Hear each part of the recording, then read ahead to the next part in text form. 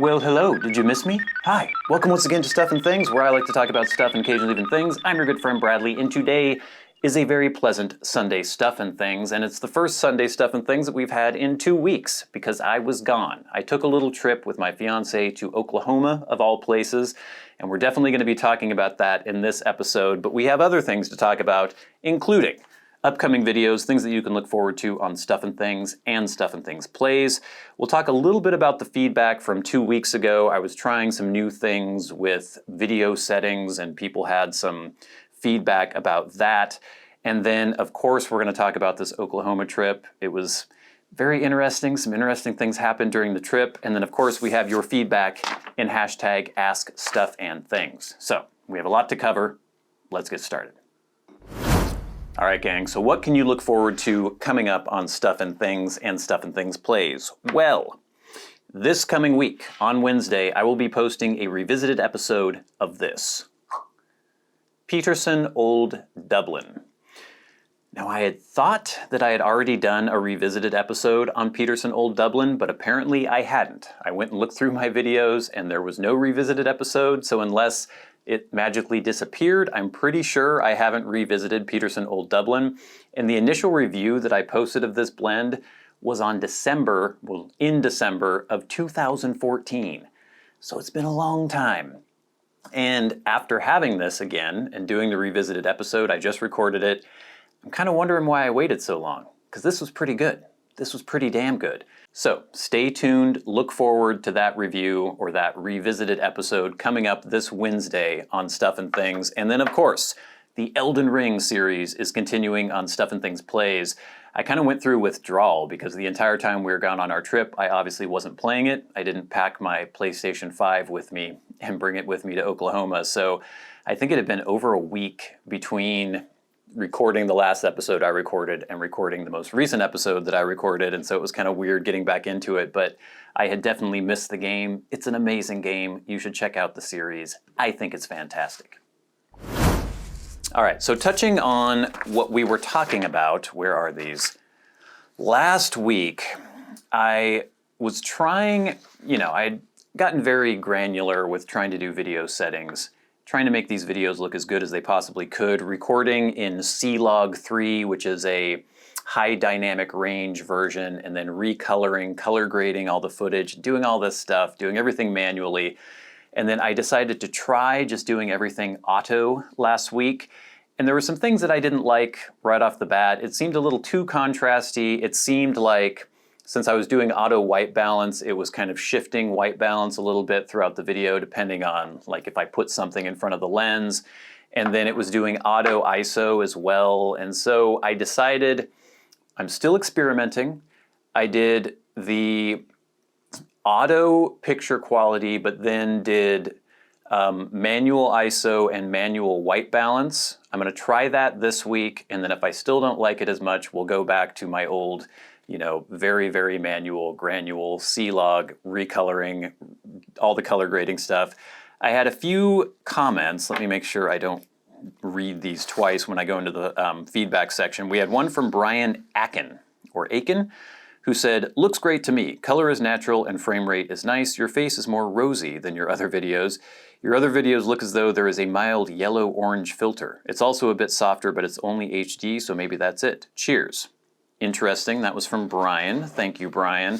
And then we had, this is a hard one, Suehiro Garabright? I'm not sure.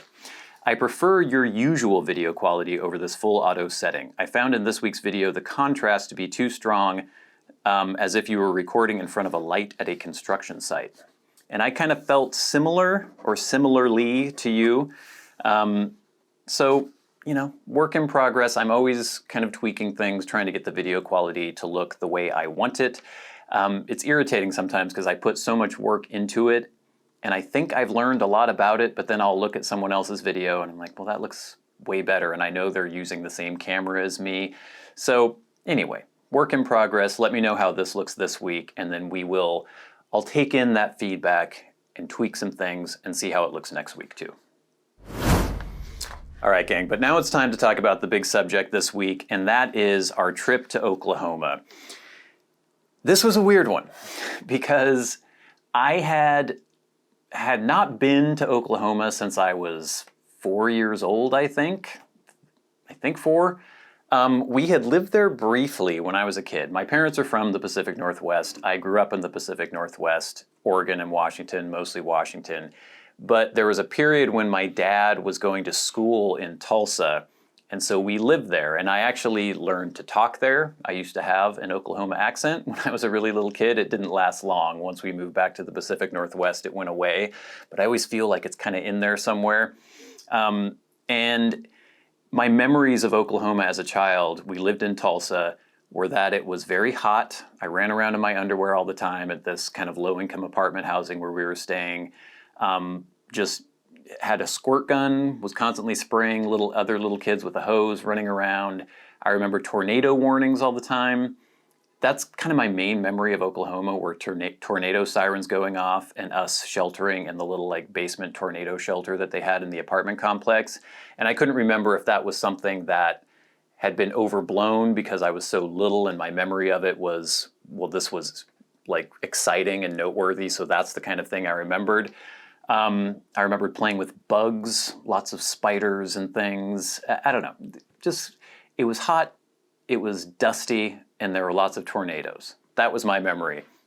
So I hadn't been back there since, and I don't know how complicated or how in-depth I want to get with this, but basically my fiance had some writing she had done accepted at a film festival, and that's why we were going to Oklahoma. There was a film festival in Stillwater, and we just thought it would be fun to go. We knew it wasn't going to be, it's not the Sundance Film Festival or anything like that, but we thought it would be cool, an interesting experience, and then I also thought it would be cool to revisit Oklahoma since I hadn't been back there in so long.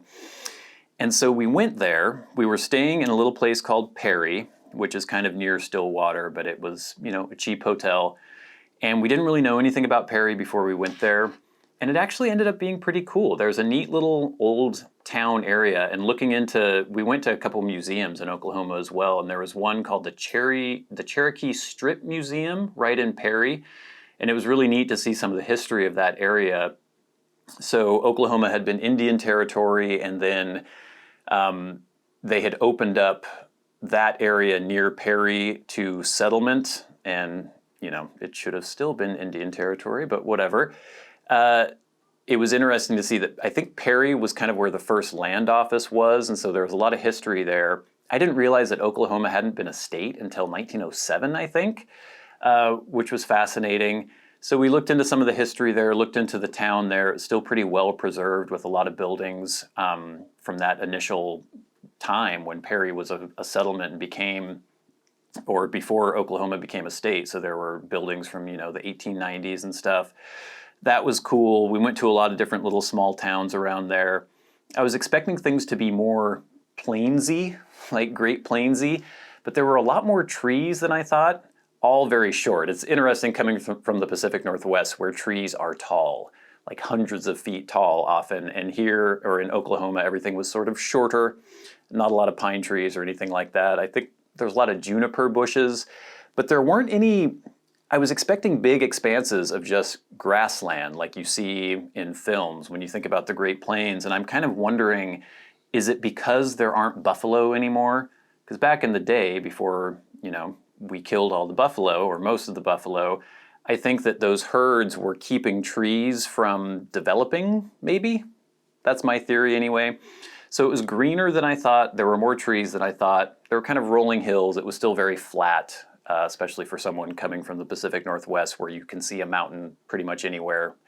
So that was interesting. Stillwater was interesting. It was a college town. I think it's only about 50,000 people or so, but Oklahoma State University is basically the thing in Stillwater, and it seemed as though the entire town was completely geared around the university. And we walked around on campus. It was pretty cool, kind of Georgian architecture, not the state, but the architectural time period. It was really neat to just kind of see how people were there. It had that kind of Midwest feel. People were really nice. Food was cheap, like very cheap compared to where we live right now. Got to walk around the town. The film festival was interesting. It was kind of kind of ramshackle to a certain extent, but there were some actually some really cool submissions and some interesting people from all over the country, actually. People from New York, people from California had come there. My fiance won an award, which was really cool. So all in all, it was a really interesting experience. It's funny because my memory of Oklahoma was tornadoes, and I think it was the third night. We had done all the film festival activities for that day, and it was getting to be evening. We were in Stillwater, and we were looking for a place to eat, and we went kind of near a very famous place, which is called Eskimo Joe's, which is something that in the Pacific Northwest would not fly anymore. Just the name Eskimo Joe, you're not supposed to say that anymore. And then when we saw the logo, we were pretty surprised. Maybe I'll put a picture up really quick. So yeah, kind of interesting there. No judgment or anything, but where I'm from, that probably wouldn't fly. So we were kind of near that area, and there were a lot of bars, a lot of restaurants and stuff sort of catering to the college. And we had seen on our weather app that there were supposed to be thunderstorms. And I did remember that from Oklahoma as well, like really violent, heavy thunderstorms. And it started raining, so we're like, oh, maybe we better go get in the car because we were just going to be walking around. So we went and jumped in the car, and then it really started raining. And then it really, really started raining, and lightning was going off all over. The thunder was just almost continuous. It was raining so hard, we ran into this restaurant. It was called The Garage, I think. Maybe it was somebody's The Garage. And it was kind of this larger area of, burgers, fries, that kind of thing. And we took shelter in there, and we ordered. And while we were ordering, everybody's phone in the entire place started freaking out, and everyone started getting tornado warnings on their phone. So we're like, okay, we're not from here. Is this a problem? Is this a big deal? I was trying to look at my weather app to see if I could tell, like, maybe where the tornado was going to go, and it was like, no, it's tracking right towards you, so take shelter. We're like, so should we be taking shelter? So we decided to kind of ignore it, and then we noticed, or we didn't notice, suddenly one of the servers came out and was like, okay, people, there is a tornado. It is tracking right towards this location. We are going to take shelters. The employees are going to take shelter. You can decide if you want to take shelter or not, but we will not be here for a while. And then they all ran off. I don't know, I think they were going into the bathrooms and places like that where there weren't any windows around. And we're sitting there like, should we be doing something? This seems bad. And you look out the window and the rain is like, it rains a lot in the Pacific Northwest, but it doesn't rain that hard very often. It's just continuous, but not very hard. Here, it was just torrential downpour, like monsoon rain. You could see there was a roof line across the street, and it was just waterfalls coming down off the roof. The roads were flooding and everything. It was crazy hard. And I'm sitting there thinking, we have a rental car parked outside. What if it starts hailing like golf ball size hail? Or what if, God forbid, the tornado actually comes through here? Like, what are we going to do? What should we be doing? And so we kind of went towards the bathrooms, and then I noticed there were some locals coming out of the bathroom area, and they're like, that's fine, it's fine. So they went and sat back down, and we were like, okay, should we go sit back down? We did, and I went over to their table and was like, we're from out of town. Is this fine? Should we be worried here? And so this nice woman and her husband explained to me, they were looking at their weather app, and they were talking about the hook. So you can see the front coming through, or the thunderstorm. And apparently the hook is where the tornado is, and she said that the hook was about 5 miles below us. So she wasn't worried. And I thought, okay, they're locals. They're obviously very aware of the weather here, because you would have to be if you lived there. So we're going to trust them. And we did. We ate our burgers, which were delicious, by the way. And I think it was like $24 for 2 dinners and then several drinks. So it was ridiculously cheap compared to here. And eventually the rain slackened and went away entirely, and a tornado did not come through and destroy our rental car. But that was an interesting little experience. There are just a lot of cool little things, like going into different stores, seeing what the locals were like. Everybody was wearing OSU gear. We did go to Tulsa one day, and we went to the aquarium in Tulsa, which was really cool. We saw a, what kind of turtle was it? I think it was a hawksbill sea turtle that they had at the aquarium, which was really cool. It just kept coming right up to the glass and like, hello, hello. And in Tulsa, we also kind of went downtown to see what that was like. And then on the last day, as we were going to be flying out, we went to Oklahoma City because that's near where the airport was. And we went to a really cool museum there. It was the Oklahoma Historical Society or something? It was near the Capitol in Oklahoma City. And that was really cool. We saw a lot about the history of Oklahoma. But just, it was a really fun experience. It was weird. It's not a place that I would think of going, but Oklahoma seemed nice. It seemed like a nice place.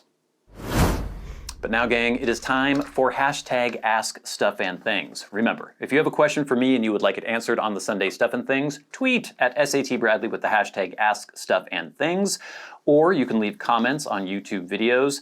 I wasn't able to go through every comment because I wasn't really looking at anything YouTube related while we were on the trip, and so I tried to pick some things out for feedback and for questions and things like that. Also, if you are a Patreon supporter, you can write to me on Patreon.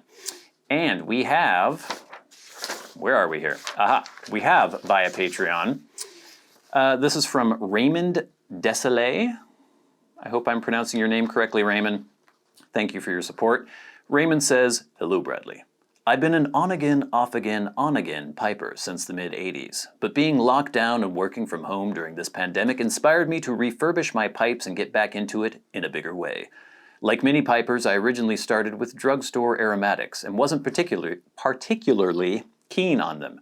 Then I discovered English blends from local B&M specialty stores and really liked them. For most of the last 4 decades, that's all that seemed to be available, at least in Canada. Aromatics and English. So I went the English way. But then last year, I discovered your channel and others, and just as importantly, online retailers that offer different types of blends from all over the world just a few mouse clicks away. With your guidance and that of others, I've amassed a collection of 50 blends across 10 blend types. They are all amazing. I only indulge in 1 blend per day, and with so many blends in my rotation, each day is like discovering a long-lost friend. So my question to you is, do we live in a golden age of piping? Did our parents, grandparents, and great-grandparents have access to such a rich and diverse variety of blends and pipes from all over the world? And are you confident we will continue to have access to such amazing product? A loyal viewer, Raymond. Thank you, Raymond. That's an interesting question. I would assume, if it were back in the 40s or 50s, pipes were much more ubiquitous, so you'd probably come across blends more often. There would be brick and mortar stores all around where you could get blends, and that's not the case now. Like, there isn't even a brick and mortar store in my city anymore.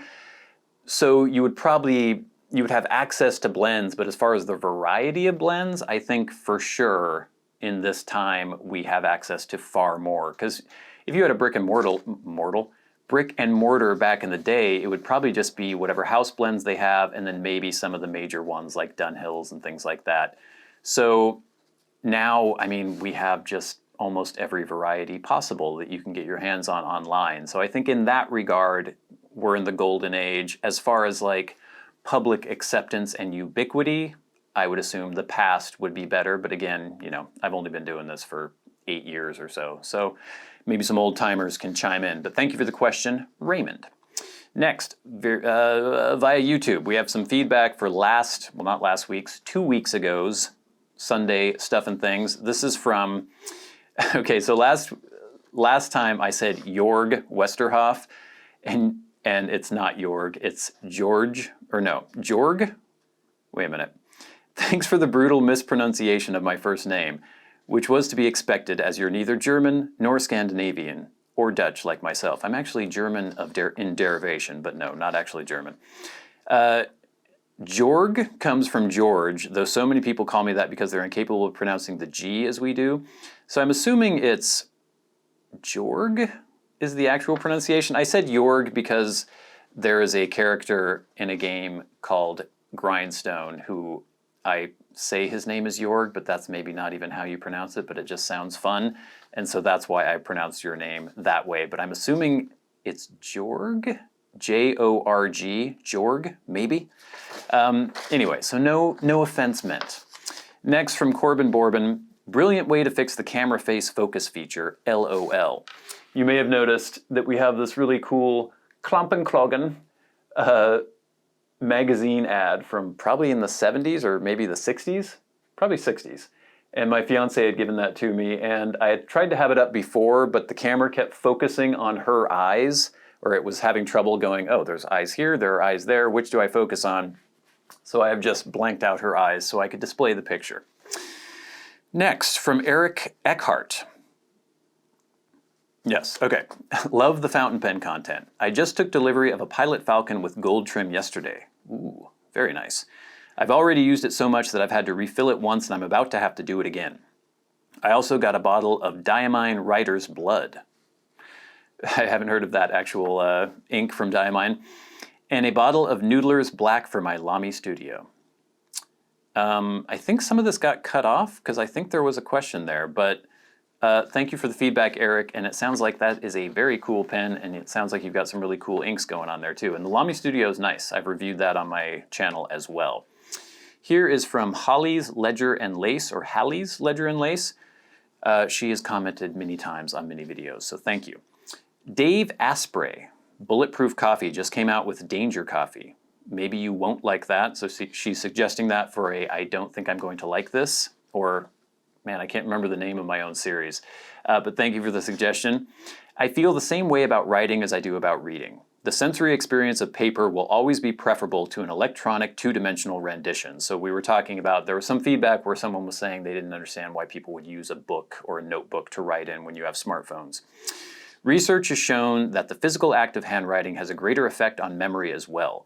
I recently made a traveler's notebook for my old boss. For one of the inserts, I photocopied my notes onto parchment paper that I had taken over the years. A digital version just doesn't have the same impact or meaning. And I agree. I mean, obviously there's a lot of convenience built into these phones, and I use it for things like that.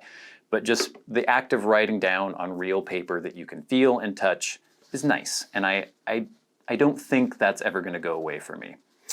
Next from is it Naive? Okay. Navy TVet 72. Sorry, sometimes these usernames are hard. Thank you for the pen review. I really enjoy these videos. So that was on the Kaweco Lilliput fountain pen review that I did that you should check out if you haven't watched yet. I just received a Sailor 1911. Nice. Pirate's Life for Me with a 21 karat gold nib. Very nice. Yes, I had the Lilliput, but as you, I have large hands, and I found it so small, even capped, it was impossible to use and get any joy out of. I have since given it away. The other issue I had with that pen was that it was so slippery I couldn't attain a decent grip. A great idea, but only for people who have smaller hands. I really enjoy fountain pens and I understand them. Don't ask anyone under the age of 40 about fountain pens because they have no idea.